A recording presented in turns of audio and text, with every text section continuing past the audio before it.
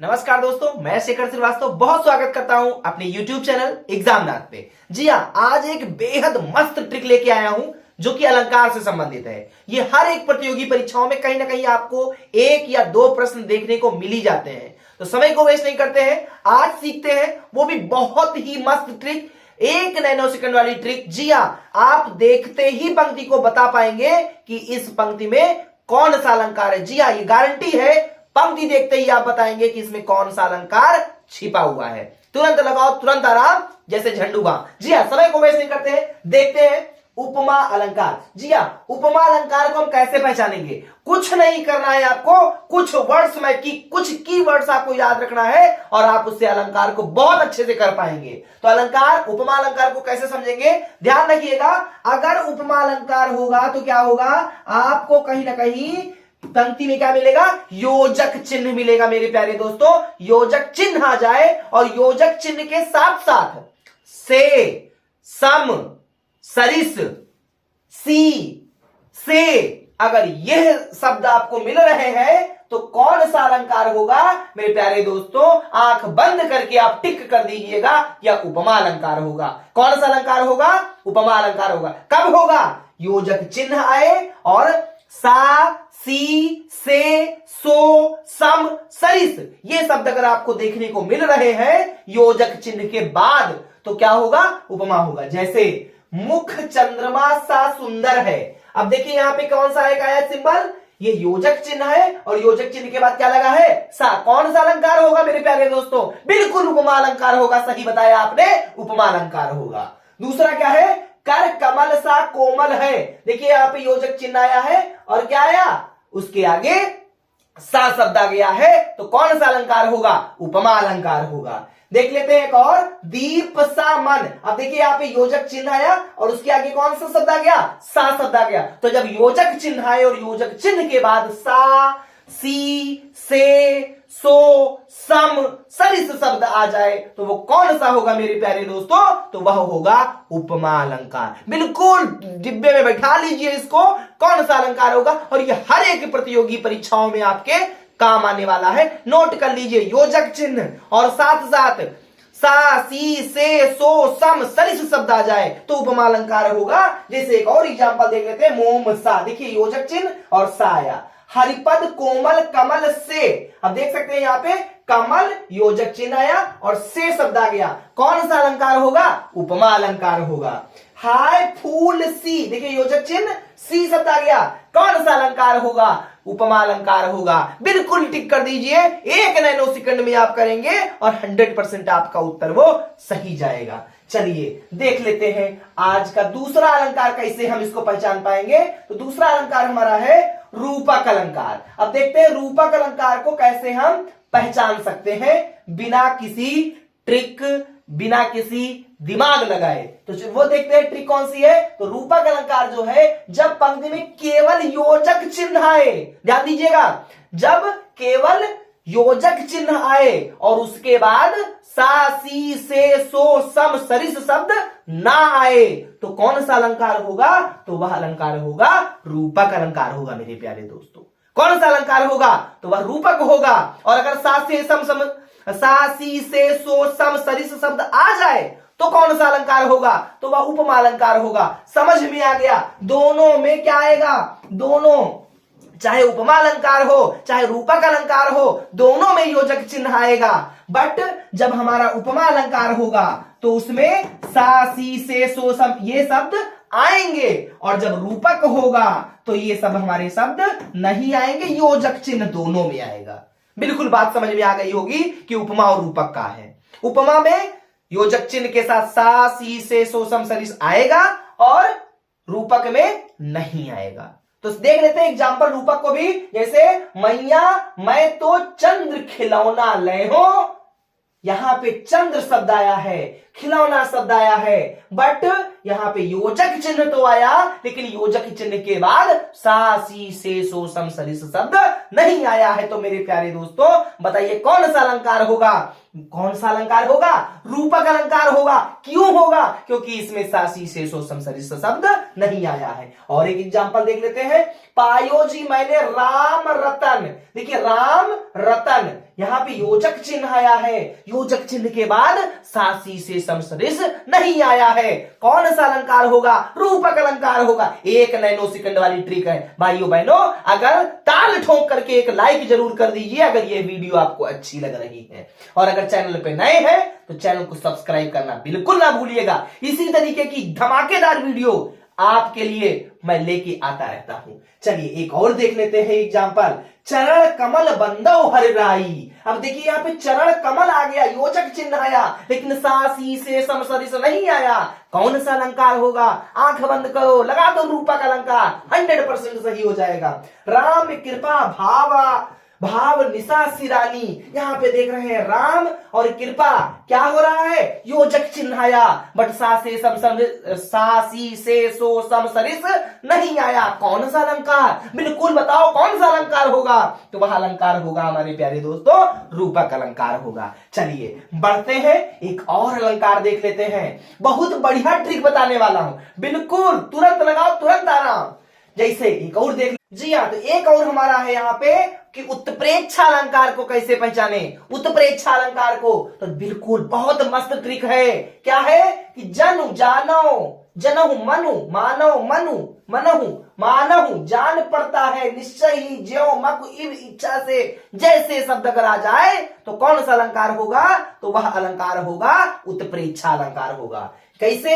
Example देख लेते हैं। एग्जाम्पल है सतसैया के दोहरे, ज्यो नावक के तीर, और देखन में छोटे लगे घाव करें गंभीर। कौन सा शब्द आया है? ज्यो शब्द आ गया, और जैसे ज्यो आया यहां देख रहे हैं ज्यो शब्द दिया है। कौन सा अलंकार होगा? आंख बंद करो, टिक लगाओ, उत्प्रेक्षा अलंकार होगा।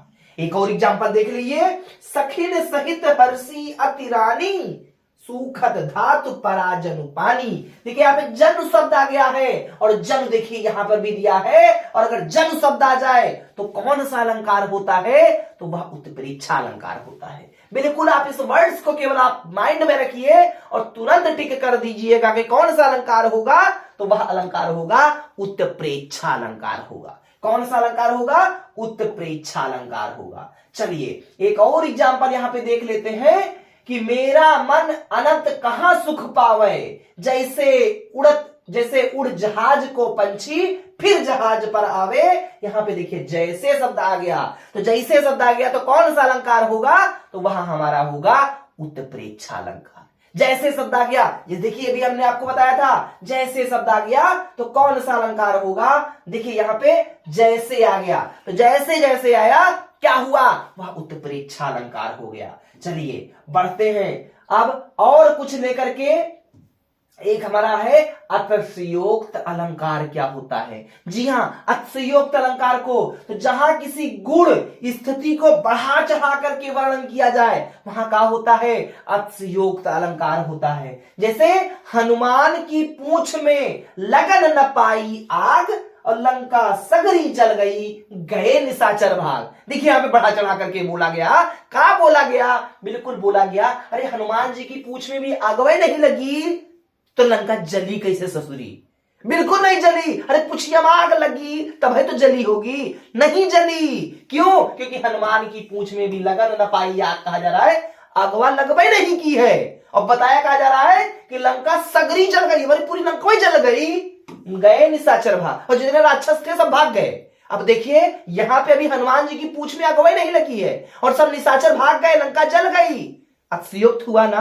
बिल्कुल अतिशयोक्त हुआ, क्योंकि बहुत बढ़ा चढ़ा करके वर्णन किया गया है। और एक एग्जाम्पल लेते हैं। एक एग्जाम्पल आगे है, आगे नदियां पड़ी अपार, घोड़ा कैसे उतरे पार, और राणा ने सोचा इस पार, तब तक चेतक था उस पार। अरे राणा सोचो नहीं पा रहा था, महाराणा प्रताप की बात हो रही है। जी हां, महाराणा प्रताप जी सोचा ही नहीं पा रहे थे, और चेतक का था, चेतक उस पार पहुंच गया था। अब बताइए, अभी राणा जी सोचा ही नहीं पाए और चेतक पहुंच गया। कुछ बढ़ा चढ़ा के कहा गया ना, और जब बढ़ा चढ़ा करके पेश किया जाए तो क्या होगा? अतिशयोक्त अलंकार होगा। दिमाग नहीं लगाना है, नैनो सेकंड में टिक करिए कौन सा अलंकार? अतिशयोक्त अलंकार। चलिए बढ़ते हैं अगले अलंकार पे। अगला अलंकार देख लेते हैं भाई कौन सा है। अगला अलंकार है मानवीकरण अलंकार।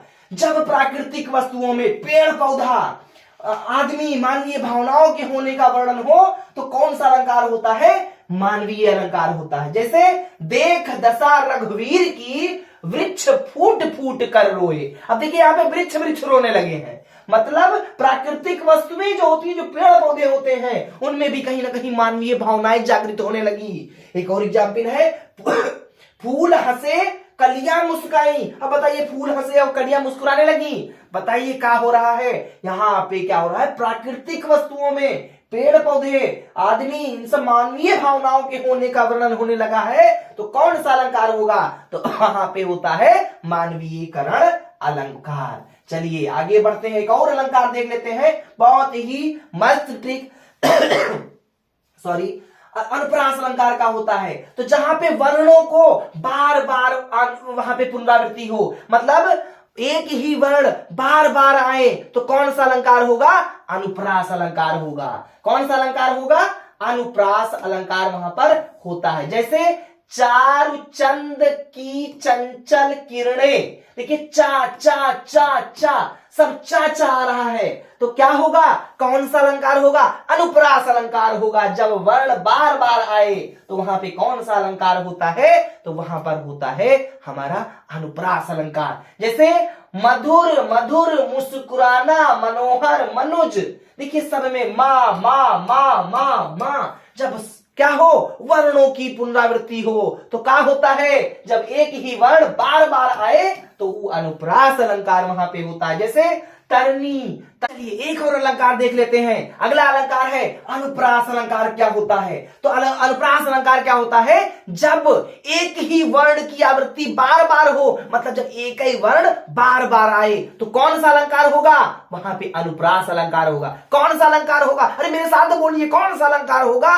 अनुप्रास अलंकार होगा। एग्जाम्पल देख लेते हैं भाई। जैसे चारु चंद की चंचल किरणें खेल रही जल थल में। अब देखिए चा की क्या हो रही है? चा वर्ण की पुनरावृत्ति हो रही है, और जब एक ही वर्ण बार बार आए तो कौन सा अलंकार होता है? अनुप्रास अलंकार होता है। यहां पे देखिए मधुर मधुर मुस्कुराना मनोहर मनुज, देखिए मां वर्ण का क्या हो रहा है? बार बार पुनरावृत्ति हो रही है। कौन सा अलंकार होगा? अरे अनुप्रास अलंकार होगा। जैसे तरनी, तनुजा, तट, तमाल, तरुवर, इसमें देखिए ता शब्द का, ता वर्ण की क्या हो रही है?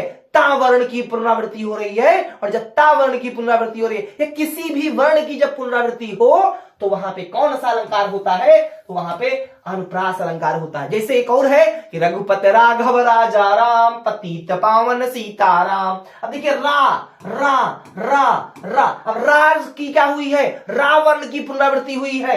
कौन सा अलंकार होगा? अरे अनुप्रास अलंकार होगा। बिल्कुल सही समझे। पुनरावृत्ति जब हो वर्णों की तो क्या बोलते हैं? उसको अनुप्रास अलंकार बोलते हैं। अगला देख लेते हैं क्या है। अगला हमारा है यमक अलंकार। क्या होता है?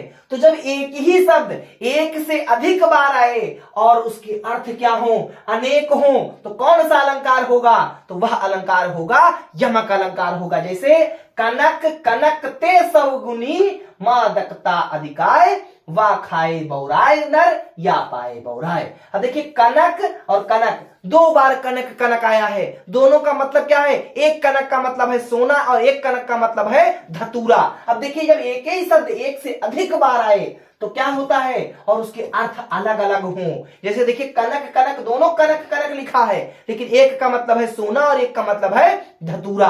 तो देखिए अर्थ जब अलग अलग हो, शब्द समान हो, कौन सा अलंकार होगा? यमक अलंकार होगा। और एक उदाहरण देख लेते हैं। तीन बेर खाती थी वो तीन बेर खाती है। अब देखिए यहां पे बेर जो है तो खाने वाला बेर है, और यहां पे बेर का मतलब है पहर, समय, मतलब वो तीन बेर खाती थी और वह तीन बेर खाती है, मतलब तीन टाइम खाती है। यहां पे बेर का मतलब क्या है? तीन टाइम, मतलब 3 टाइम्स वो खाती है। यहां पे बेर जो खाने वाला बेर है तो वह तीन बेर खाती थी, वह तीन बेर खाती है। काली घटा का घमंड घटा।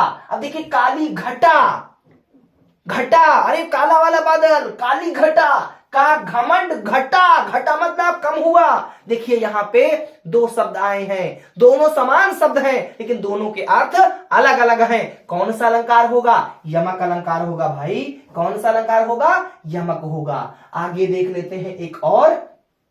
श्लेष अलंकार क्या होता है? अरे जहां कोई शब्द एक ही बार आया हो लेकिन उसका एक से अधिक अर्थ निकले, वहां कौन अलंकार होगा? वहां श्लेष अलंकार होगा। कौन सा अलंकार होगा? श्लेष अलंकार होगा। बिल्कुल सही। अगर सरल शब्दों में कहा जाए तो जहां एक शब्द अनेक अर्थों में प्रयुक्त होता है उसे क्या कहते हैं? वहां श्लेष अलंकार होता है, उसे श्लेष अलंकार कहते हैं। जैसे यहां पे भूल जाइए कि ये लिखा हुआ है, जैसे लिखा हुआ है पानी गए न उबरे और मोती मानुष चून।